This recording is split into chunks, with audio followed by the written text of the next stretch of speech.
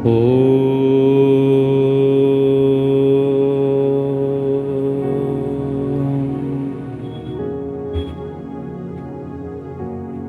नारायणं नमस्कृत्य नरं चैव नरोत्तमं देवीं सरस्वतीं व्यासं ततो जयमुदीरये।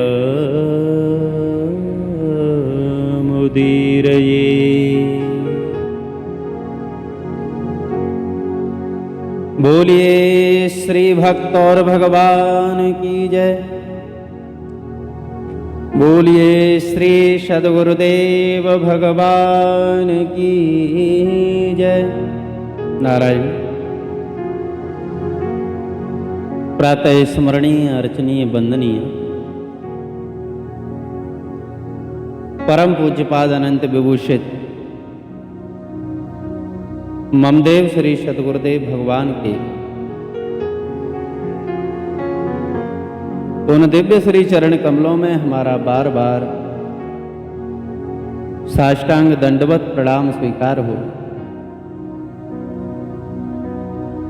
एवं सकल ब्रह्मांडों में जहां तहां विराजमान भगवान की इस आनंदमयी कथा का श्रवण करने वाले सभी भगवान के प्रेमी श्रोता भक्त जनों का हम हृदय से अभिनंदन करते हैं। बोलिए श्री सच्चिदानंद भगवान की जय। बोलिए श्री सद्गुरुदेव भगवान की जय।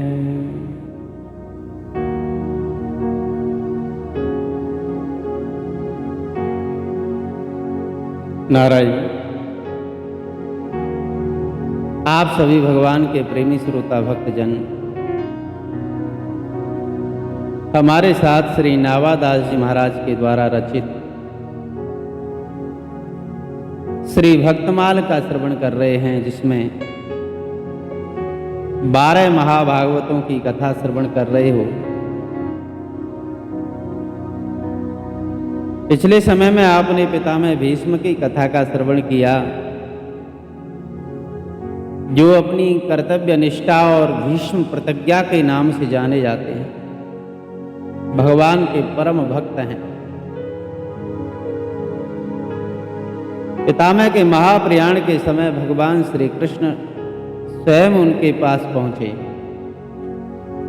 और अपनी रूप माधुरी प्रेम माधुरी का दर्शन दे करके पितामह को कृतार्थ किया। आज आप सभी भक्त हमारे साथ में श्री बलि महाराज की कथा सुनेंगे। दैत्यराज बलि।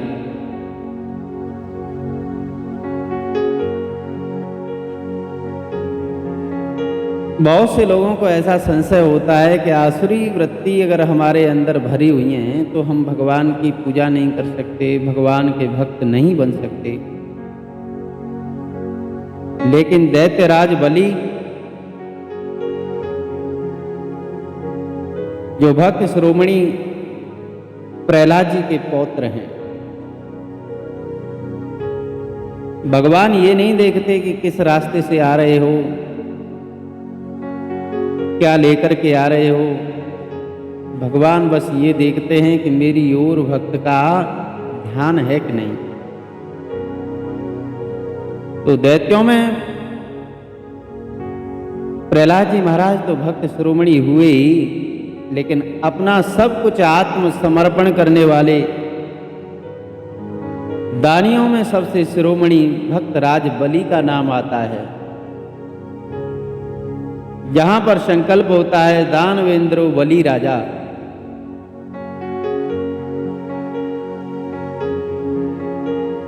जन्म कर्म वयो रूप विद्यैश्वर्य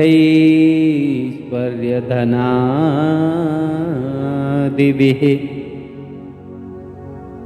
यद यस्य न भवेत् सुतं वस्तत्रायं मदनुग्रह।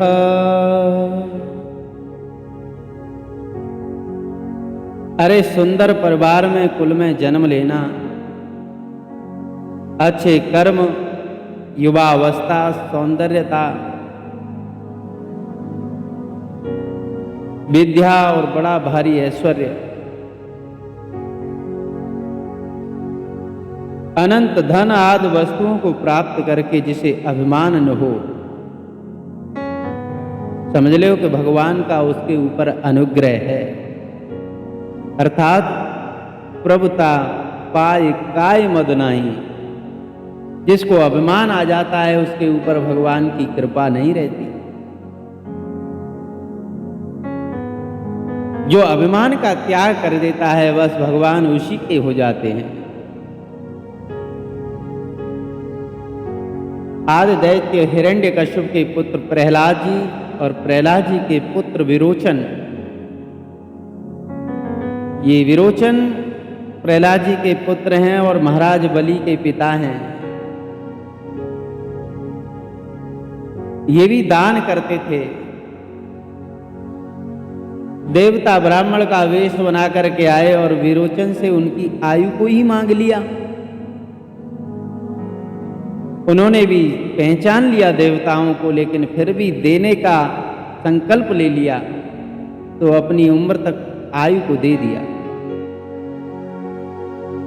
उन्हीं विरोचन जी के पुत्र दान शिरोमणि महाराज बलि हुए। उनका जन्म तो दैत्य कुल में हुआ, लेकिन अपने पितामह प्रहलाद जी की भांति ये भगवान के परम भक्त हैं। जो नवदा भक्ति के आचार्य हैं उनमें प्रहलाद जी भी आचार्य हैं और ये महाराज बलि भी भक्ति के आचार्य हैं। दानियों में सबसे आगे और प्रातः स्मरणीय चिरजीवियों में, जिनको बहुत लंबी आयु भगवान के द्वारा मिली हुई है, जो आज भी वर्तमान में अपने लोक का शासन करते हैं, ऐसे चिरजीवियों में ये महाराज बलि गिने जाते हैं। इनका बड़ा पराक्रम था। इन्होंने दैत्य, दानव, मनुष्य, देवताओं को सबको जीत लिया। यानी सारे लोकों पर इनका, जो 3 लोक होते हैं जहां पर ऐश्वर्य की प्रधानता रहती है, तपस्या की प्रधानता वाले लोक अलग हैं, महर लोक, तप लोक, सत्य लोक, लेकिन ये स्वर्ग लोक, पृथ्वी लोक और सुतल लोक ये संपत्ति के वैभव के लोक हैं। इन सारे लोकों पर दैत्यराज बलि का शासन है। अब सबके एकमात्र स्वामी थे। देवता लोग स्वर्ग लोग छोड़ करके इधर उधर भाग गए। ये दैत्य जो होते हैं इनको अभिमान तो होता है, ये किसी के सामने झुकते नहीं। इनको तो भगवान स्वयं झुकाते हैं। इसलिए स्वर्ग का राज्य छोड़ करके देवता लोग गुफाओं में, कंदराओं में रहते हैं। बोले महाराज क्या वहां दैत्य लोग नहीं जाते? बोले जाते तो हैं, लेकिन दरवाजे से ही लौट आते हैं, क्योंकि अभिमान के कारण वो झुक नहीं पाते।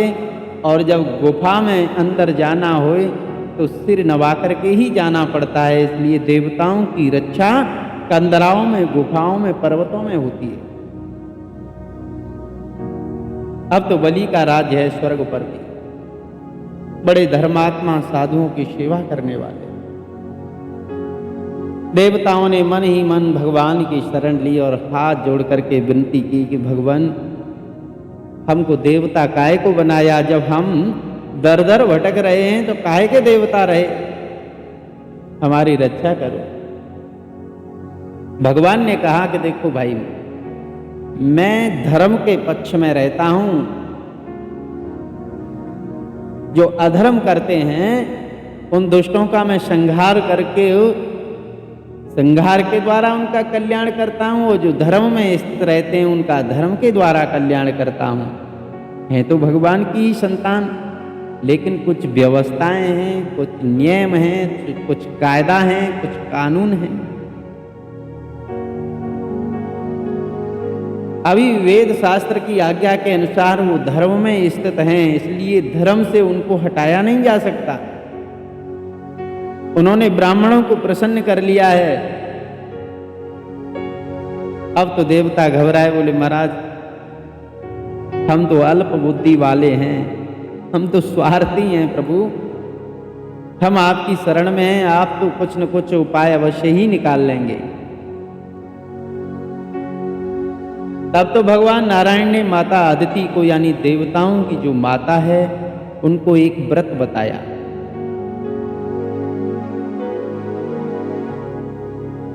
माता अदिति के व्रत से प्रसन्न होकर के भगवान ने वरदान दिया कि मैं तुम्हारे यहाँ पर पुत्र रूप में उत्पन्न होऊंगा, और दूसरे जो तुम्हारे पुत्र हैं, जो छिपे हुए भटकते हुए फिर रहे हैं, उनको सुख प्रदान करूंगा। कुछ समय व्यतीत हुआ और भगवान माता अदिति के गर्भ से प्रकट हुए। भगवान का ये मंगल विग्रह बहुत छोटा 52 अंगुल के हैं, 52 कहलाए। इंद्र के छोटे भाई होने से आपकी उपेंद्र संज्ञा दी गई, भगवान का नाम उपेंद्र हुआ। अब तो सब देवता लोग प्रसन्न हो गए कि हमको हमारा ऐश्वर्य मिल जाएगा, अब कोई चिंता की बात नहीं है, प्रसन्न हो गए। और उस समय सभी देवताओं ने वामन भगवान को कुछ न कुछ दिया। किसी ने कमंडल दिया, किसी ने छाता दिया, किसी ने दंड दिया, किसी ने लंगोटी दी, किसी ने भिक्षा दी।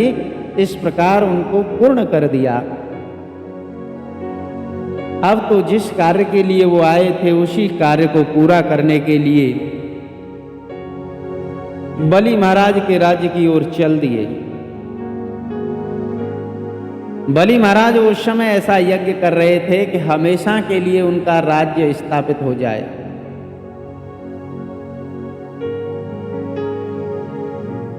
तो वो गुजरात में जहां कच्छ स्थान है, वहां पर यज्ञ कर रहे थे।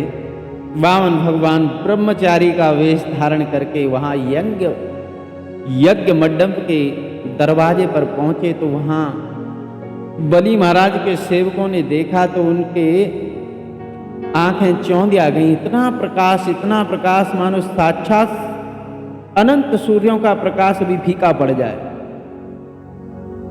देख ही नहीं पाए, चेहरा मिला ही नहीं पा रहे हैं। दौड़े हुए आए और महाराज बलि से कहा कि प्रभु, एक बहुत तेजस्वी ब्राह्मण आए हैं,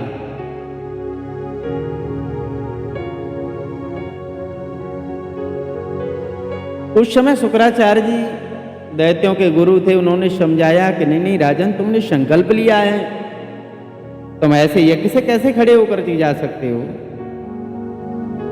बलि महाराज ने कहा कि प्रभु संकल्प तो लिया है, लेकिन बलि के दरवाजे पर कोई याचक आवे और उसकी पूर्ति न होए, मनोकामना पूर्ण न होए, तब तक बलि का यज्ञ पूर्ण कैसे हो सकता है। और उठ करके वो पहुंचे, उन्होंने बहुत स्वागत किया, शास्त्र विधि से पूजन किया। बलि महाराज ने हाथ जोड़ करके कहा कि प्रभु आप ब्रह्मचारी हो, मैं आपसे बड़ा प्रसन्न हुआ हूँ, आपने आकर के मेरे यज्ञ को सफल कर दिया, इसलिए मैं बड़ी उदारता पूर्वक आपको कुछ देना चाहता हूँ, प्रसन्न होकर के देना चाहता हूँ। आप जो कुछ मांगोगे मैं सब कुछ दे सकता हूं, निसंकोच होकर के आप मांग लो। मेरे यहां से आज तक कोई खाली हाथ नहीं लौटा। वामन भगवान बोले कि राजन, तुम तो अपने कुल के अनुरूप बात कह रहे हो। अरे तुम्हारे प्रपितामह हिरण्यकश्यप के डर से तो विष्णु भी छिप जाते थे, आपके दादा प्रहलाद जी के लिए भगवान नरसिंह अवतार लेकर के आए। वो भगवत भक्त हैं। आपके पिता विरोचन बड़े दानी, आप उसी कुल में जन्म लिए हो। आप जो कह रहे हो अपने कुल के अनुरूप ही बोल रहे हो, लेकिन राजन, ब्राह्मण को संतोषी होना चाहिए। तुमने जो कुछ भी कहा है वो बिल्कुल सत्य कहा है, लेकिन हम ज्यादा कुछ नहीं चाहते। हम तो 3 पग भूमि चाहते हैं। क्या है कि हम जहाँ पर भी भजन साधना करने के लिए ठहरते हैं, तो उस जमीन का मालिक आकर के कह देता है कि महाराज जी, आप अपना आसन यहाँ से उठाओ, कहीं दूसरी जगह भजन करना। इसलिए हम चाहते हैं कि इस संसार में कुछ जमीन हमारे पास, हमारे अधिकार में हो, तो हम 3 पग भूमि चाहते हैं। बड़ा आश्चर्य हुआ। बलि महाराज हंसने लगे, बोले कि हम तो बहुत तेजस्वी, बहुत ज्ञानवान समझते थे, लेकिन आप तो बालवत हो। हमारे दादा पिता का नाम लेकर के इतनी बड़ी बात कर रहे थे, और 3 पग भूमि, इसमें तो हमारा अपमान है महाराज।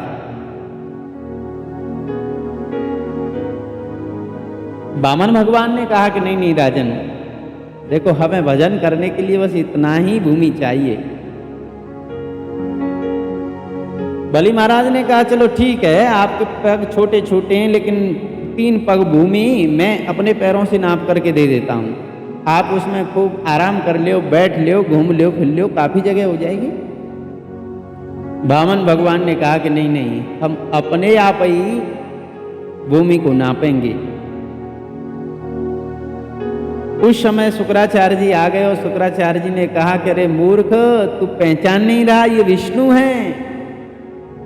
ये देवताओं का काम बनाने के लिए वेश बदल करके आया है, और 3 पग भूमि में ये तेरे सारे लोगों को नाप लेगा, तेरे पास कुछ नहीं रहेगा।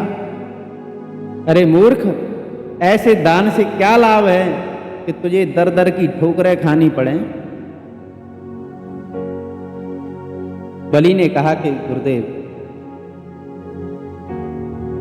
मैं इनसे मांगने की बात कह चुका हूं, इसलिए मैं अपनी बात नहीं पलट सकता, मना नहीं कर सकता। और वैसे भी गुरुदेव, गुरु किस लिए बनाया जाता है? परब्रह्म परमात्मा की प्राप्ति के लिए। अरे जो सबका स्वामी है, जो अंतर्यामी है, वही मेरे यहाँ पर याचक बन करके आया है, स्वयं अपने आप आया है। इससे बड़ा मेरा सौभाग्य और क्या होगा। देखो, भगवत प्राप्ति में अगर कोई बाधा बन रहा हो, चाहे माता हो, चाहे पिता हो, चाहे भाई हो, चाहे पत्नी हो, चाहे गुरु हो, उसका त्याग करना ही बताया गया है। शुक्राचार्य जी ने धमकाया कि तू श्रीहीन हो जाएगा, मैं तुझे श्राप दे दूंगा। बोले गुरुजी, चाहे कुछ भी कर लो, लेकिन मैं अब अपनी बात को नहीं पलटूंगा। अरे साक्षात भगवान की प्राप्ति के लिए ये यज्ञ हो रहा है, ये सब मेरे पास अपने आप ही आ गए, मेरा तो अहोभाग्य है। गुरुजी ने क्रोध किया, लेकिन अपने बात से टले नहीं, विचलित नहीं हुए। वामन भगवान के लिए संकल्प कर दिया। अब तो वामन भगवान ने त्रिविक्रम रूप बनाया। वैसे भगवान बड़े छलिया हैं भाई। जिस शरीर से जो मांग रहे थे 3 पग भूमि, यानी 52 अंगुल के बन करके गए, तो 52 अंगुल के साइज से ही नापना था, लेकिन उन्होंने तो इतना विशाल रूप बनाया, विराट रूप धारण कर लिया। एक ही पग में धरती, दूसरे में स्वर्ग और तीसरे में बलि को देने के लिए कुछ नहीं रहा। बलि से क्रोध पूर्वक बोले कि अभी तो बोल रहा था कि ये ले लो, वो ले लो, अब बता मेरा तीसरा पग कहां से पूरा करेगा? तेरा संकल्प पूरा नहीं हुआ। कुछ दैत्य लोग आक्रमण के लिए तैयार भी हुए, लेकिन बलि ने मना कर दिया। बलि ने कहा कि प्रभु, दाता बड़ा होता है या दान बड़ा होता है? देने वाला बड़ा होता है या वस्तु बड़ी होती है? भगवान ने कहा कि देने वाला बड़ा होता है। तो प्रभु अभी मैं बचा हूँ, आप मेरे अहंकार को नाप लीजिए, आप मेरे सिर पर अपना तीसरा पग रख दो। और बलि महाराज ने जैसे ही अपना आत्मसमर्पण किया, उसी समय वहां ब्रह्मा आदि सभी देवता आ गए और उन्होंने कहा कि भगवान शुभ कार्य का फल तो शुभ ही होना चाहिए। हाँ? देखो बलि ने यज्ञ किया है, दान किया है, फिर इसको बांधा क्यों? तो भगवान ने कहा कि हे ब्रह्मन, जिसके ऊपर मैं कृपा करता हूं उसका पहले सारा धन मैं छीन लेता हूं। वो कुछ प्रयास करता है तो सारे उद्योगों को मैं विफल कर देता हूं। जब हार थक करके वो मेरी शरण में आता है तो सारी संपत्ति मैं फिर उसको दे देता हूं। ये मेरी कृपा है। ये बलि मेरा भक्त है, परम भक्त है, इसकी दुर्गति नहीं हो सकती। क्षिप्रम भवत धर्मात्मा शश्वत शांतिम निगच्छते कौन्तेय प्रतिजानीय नमे भक्त प्रणश्यति। भगवान कहते हैं कि जो मेरी शरण में आ जाता है वो तत्काल धर्मात्मा हो जाता है। ऐसे भक्त का नाश नहीं होता, दुर्गति नहीं होती। देवताओं के भी ऐश्वर्य से भी दुर्लभ ऐश्वर्य मैं इसको पाताल का ऐश्वर्य देता हूं, सुतल लोक का। एक बार इसकी इंद्र बनने की इच्छा हुई थी, उसको भी मैं पूरा करूंगा। अगले मनमंत्र में ये इंद्र होंगे और उसके बाद फिर मेरे धाम में आ जाएंगे।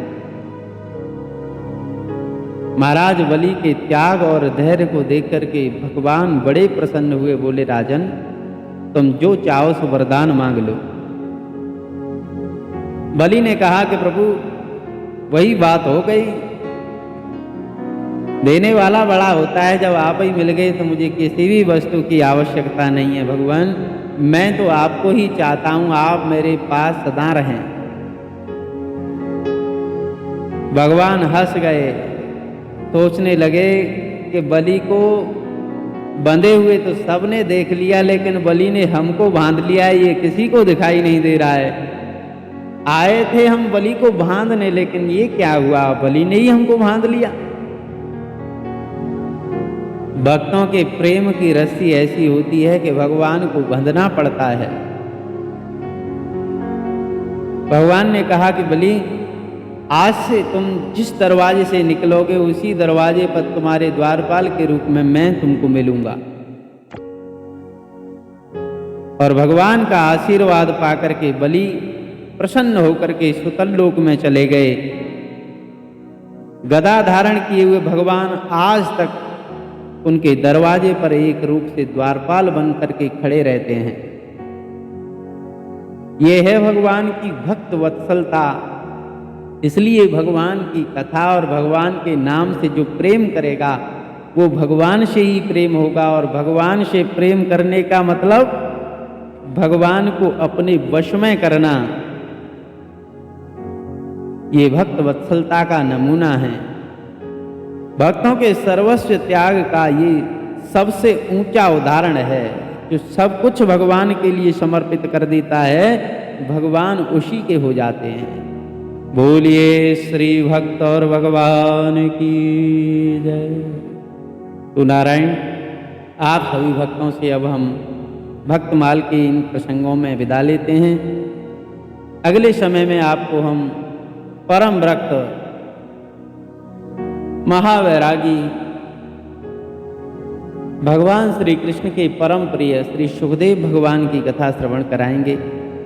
तब तक के लिए नारायण नारायण नारायण।